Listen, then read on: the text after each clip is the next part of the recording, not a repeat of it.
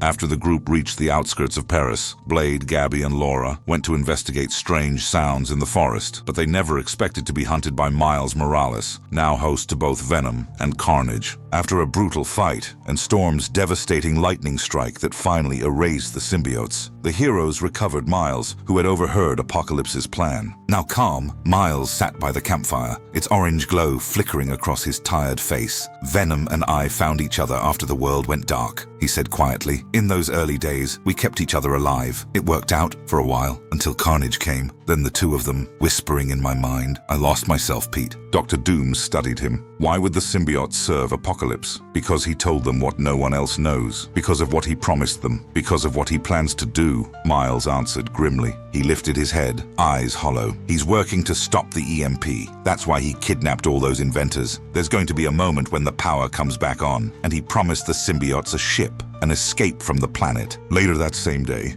Otto Octavius held up Captain America's shield. "How did you think of this, Stark?" he asked. Tony looked exhausted but proud. "It's all I've been thinking about since the power went out. I've spent years experimenting with alchemy, every metal I could find to block the pulse, but I never had the means to work with the best." Beast turned to Reed Richards. "Have you run the calculations?" "Yes. The sphere Tony has devised would crack under the stress of the portal. Magneto wouldn't survive at its center, but I believe it would hold long enough," Reed replied. Tony nodded. "We'll surround the portal with a blend of metals to deflect and absorb the electromagnetism, strong enough to hold it all together." Riri Williams stepped forward. "Well, strength is where we run into a problem." Tony glanced at Apocalypse. "Reed can build something to break down the shield, but I'll need pure adamantium, unless you have some lying around." Apocalypse smiled darkly. "I do. I have some adamantium buried beneath us." Deep underground, claws scraped stone. There, trapped in a dark pit, was Wolverine. He lifted his head, nostrils flaring. "I know that smell. What the hell are you doing here?" he growled. A portal opened. Apocalypse and Purple Man stepped through,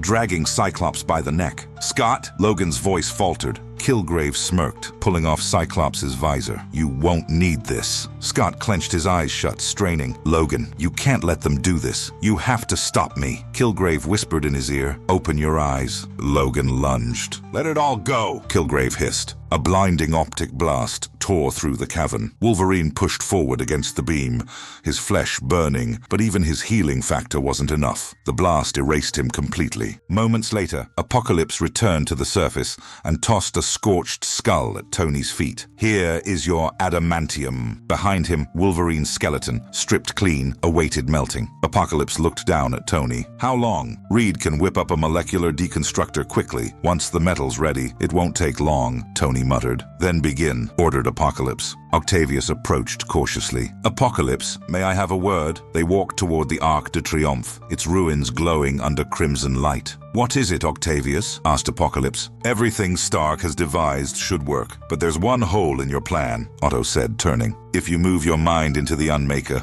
I can't guarantee your current powers will follow. You might not be able to teleport out." He hesitated. "The only way out for you would be to break the planet apart." Apocalypse smiled faintly. "Yes, and the problem with that is," Otto's eyes widened, "it's the planet we're standing on." Apocalypse sighed. "You're a bit too clever, Otto." He raised his hand, telekinetically lifting Octavius off the ground. "I can't have someone so clever thinking their way out of this." Otto gasped. But with a snap of Apocalypse's fingers, his body split in two. Hours later, the heroes finally arrived in Paris. May Parker never left her father's side. Moon Girl kept running calculations, hunched over a notebook. "We'd have to be clinical," Doom said. "Precise timing in the middle of chaos, but it's brutally effective." Doom's eyes glinted. "It could work. Most impressive." When they disembarked, Moon Girl knelt by Devil Dinosaur. "Devil, stay here and protect Danny and May." Peter crouched beside his daughter. "May, stay here and protect this dinosaur." He and Jessica said their goodbyes. Then X-23 noticed movement. "What's that?" Doom approached. "It's Octavius. He's been torn apart." Above them, Storm soared into the clouds.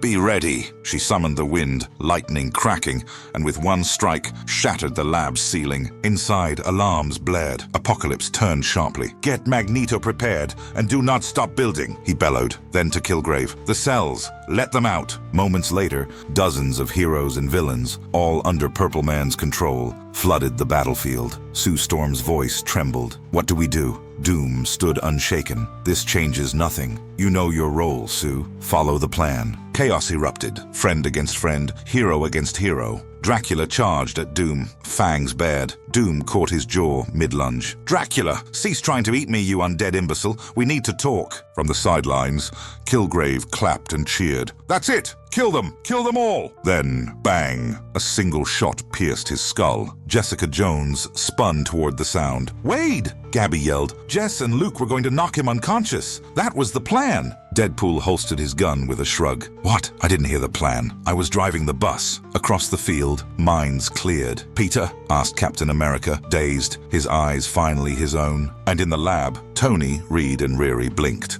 free at last from control. Apocalypse sensed it instantly. "Kilgrave has fallen? No matter. You've done enough. I can finish it from here." He raised his arm toward them, rage building. "Thank you for your part in my evolution." But when he tried to strike, nothing. "What?" he muttered, confused. "I can't feel my power." A voice echoed behind him. "That would be the small force field I placed around your frontal lobe," hissed Sue Storm, stepping from the shadows. Nightcrawler teleported behind Apocalypse, ripping off pieces of his armor. "Now, Vlad," said Doom coldly. Dracula dissolved into mist, reappearing behind Apocalypse and sinking his fangs into his neck. "Doom told me what you were planning in Sabino. You betrayed me. Now you are one of us. You will be mine forever." Apocalypse screamed, his body writhing as the infection spread, until a single blur cut through the chaos. Blade, with one flawless swing, he decapitated them both. Their heads fell to the floor. Blade stared down at the corpses and muttered, "Forever's a long time." Silence fell. After years under Apocalypse's rule, Sue Storm finally turned to Reed. "Franklin?" she asked softly. "He's safe," Reed said, placing a hand on her shoulder. Pepper rushed to Tony, still in the Iron Man armor, hugging him tight. "Pepper, it's good to see you too," Tony wheezed. "I appreciate the rescue, but my sternum doesn't compact that way." Beast called out, "Nightcrawler, get Magneto out." In an instant, Kurt vanished and reappeared beside Eric Lensher, frail but alive. "Scott?" whispered Magneto. Cyclops nodded. "It's okay. It's over, Eric." As the wind carried away Apocalypse's ashes, the heroes, who had lived so long under his shadow, finally stood free. For the first time in years, the world could begin again.